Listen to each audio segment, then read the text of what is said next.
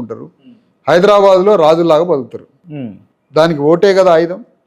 వాళ్ళు రాజ్యాన్ని తెచ్చుకుంటున్నప్పుడు 90% ఉన్న బీసీ ఎస్సీ ఎస్టీలు ఎందుకు రాజ్యాన్ని తెచ్చుకోరు? అంటే వాళ్ళకి ఒక వాదం ఉన్నది, వాళ్ళకి ఒక సిద్ధాంతం ఉన్నది.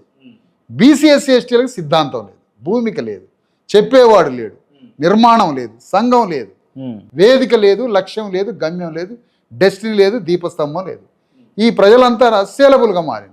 కాబట్టి ఈ ప్రజల్ని ఆర్గనైజ్ చేయగలిగి ఇప్పుడు సేలబుల్గా మారిన అంటారు కదా, సేలబుల్గా చేసింది ఎవరు అంటే? సేలబుల్గా చేసింది అగ్రవర్ణాలే. అగ్రవర్ణాలు అంటే? అగ్రవర్ణాలంటే ఈ రాష్ట్రాన్ని పరిపాలిస్తున్న అగ్రవర్ణాలు, రాజకీయ పార్టీలు ఉన్నటువంటి వాళ్ళే గ్రామాలలో జ్ఞానం లేని అమాయకులు, ఈ బానిసలకి మందు మాంసాలన్నీ పంచి వీళ్ళని సేలబుల్గా మార్చింది. ఇప్పుడు మీరు అంటున్నటువంటి అంటే ఈ ఎస్సీ వర్గాలు కావచ్చు, దళిత వర్గాలు కావచ్చు, లేకపోతే బీసీ వర్గాలు కావచ్చు, ఎమ్మెల్యేలుగా, ఎంపీలుగా, మంత్రులుగా కూడా ఉన్నారు కదా.